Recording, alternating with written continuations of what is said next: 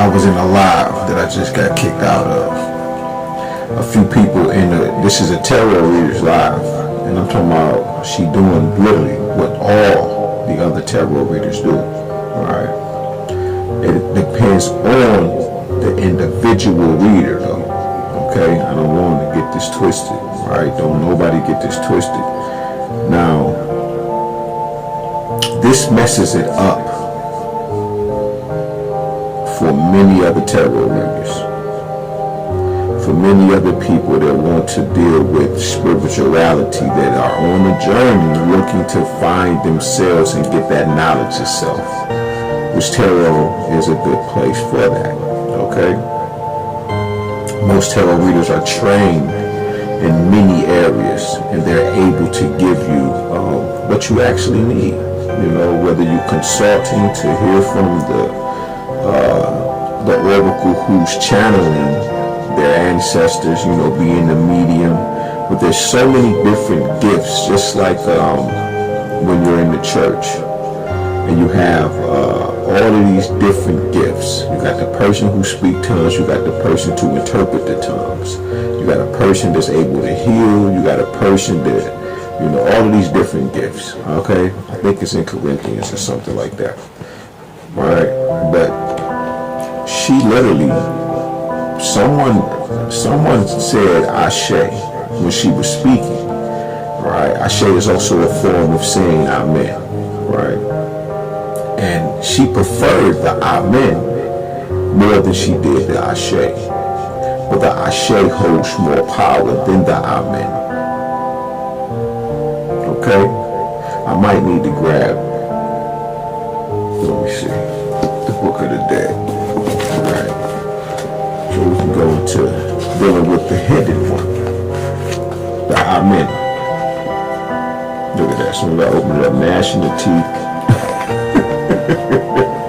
And this is the Book of the Dead. You feel me? Let me see, what was it, 137. Okay, so look, the God Amen and their associate Khonsu have nothing whatever to do with the Book of the Dead, but Amen, the first member of this great Theban triad, must be mentioned with the other gods because he was usually identified with one or more of them. The name Amen means the hidden one, and the founding of the first shrine of the god recorded in history took place at Thebes during the 12th dynasty. From that time until the close of the 10th, 15th, 16th, 17th dynasty, Amen was the chief god of Thebes and nothing more. However, the last kings of the 17th dynasty had succeeded in expelling the so-called Hyksos and had delivered the country from the yoke of the foreigner. Their god assumed an importance hitherto unknown, and his priests endeavored to make his worship the first in the land. But Amen was never regarded throughout the entire country as his chief god, although his votaries called him the king of the gods. The conception which the Thebans had of their god as a god of the underworld was modified when they identified him with Ra and called him Amen-Ra. So now you see that these were two different dynasties. One was dealing with the Theban people, right? Theban, and at a particular time period, their god was Amen. Later on, a few dynasties up, okay, it says that their god as the god of the underworld was modified when they identified him, these Thebans, with Ra, and then they called him Amen-Ra, speaking generally in the time of the 18th dynasty and onwards. The god became the personification of the mysterious creating and sustaining power of the universe, which in a material form was typified by the sun. So this is how Amen became Amen Ra. But she accepts this. Probably not even this. She's coming from a Christian aspect of dealing with the Amen. As everyone knows, they'll always say, well, the Amen, when you say it, it's on the end of the prayers. That's just a regular, rhetoric that is going on. Now, as you can see, Amen and Ra was two separate deities, or two separate entities.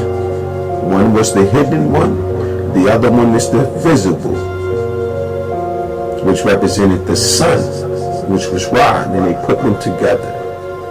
Now, Ashe, the word that she kicked people out of her room for.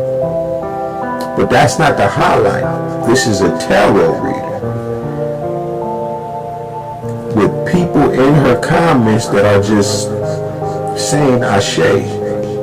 So now that your people have moved on from Christianity, you prefer to continue to cast these spells over them, knowing that the Bible, that was pressed up by the Romans Catholic Church when they got a hold of what we call the Gutenberg printing press.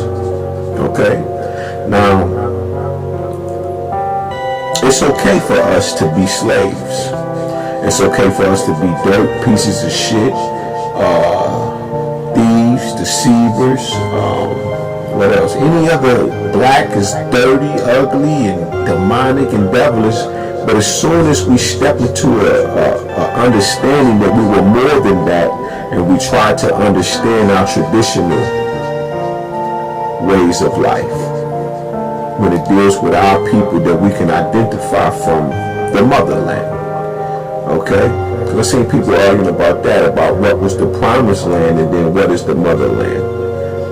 We keep getting into these little fights about who we are and what we are and where we are, instead of dealing with us personally first, instead of spreading ourselves thin when it comes to this shit. And then we keep identifying with a dollar. But let me show you why. Right, when you got the dis-ease of Amen and Amunet, which is Amen and then Amunet, people don't say nothing about Amunet, like her. But let me just get into this, right? In Yoruba culture, Ashe, also spelled A-S-H-E or S-A-S-E, is a concept that represents the power to make things happen and produce change. She was bent out of shape when people said it. She was like, I just hate that word. Don't say it. I don't want to hear it. She was so irritated that she literally was coming out of herself, and she was just hurrying up and standing there like she was on fire or something, because she was moving so fast, which you could tell that's her demeanor. But more so, when somebody typed Ashe, she got so bent out of shape. I'm talking about, she said about 9 times, please don't say that. I hate it, I don't want to hear it. And this just makes me think of of my ex when I woke up. I didn't know why I was saying Ashe. It was a word I hadn't been saying, I wasn't saying it. But when I woke up, I'm walking through the house, Ashe, for no reason. I didn't even know the full definition of it. And I'm Ashe, Ashe. And I'm just like, now I had seen it, but I didn't really have a full grasp on what the word meant. All right. It says Ashe, power and authority, signifies the power, authority, and command to effect change. This is how you know that this particular tarot reading is spell casting. And she don't want you to say Ashe because she know how powerful that this life force is. It is the vital energy that flows through all things, sustaining existence. Manifestation. Ashe is used to express agreement, like Amen, to confirm something or to bring something into being. So the people's intentions in the comments were pure. And it was like Ashe identified with what she's reading and channeling. But these people are being feasted on by this person. Spiritual significance. Ashe is a fundamental concept, and it is often invoked to seal prayers or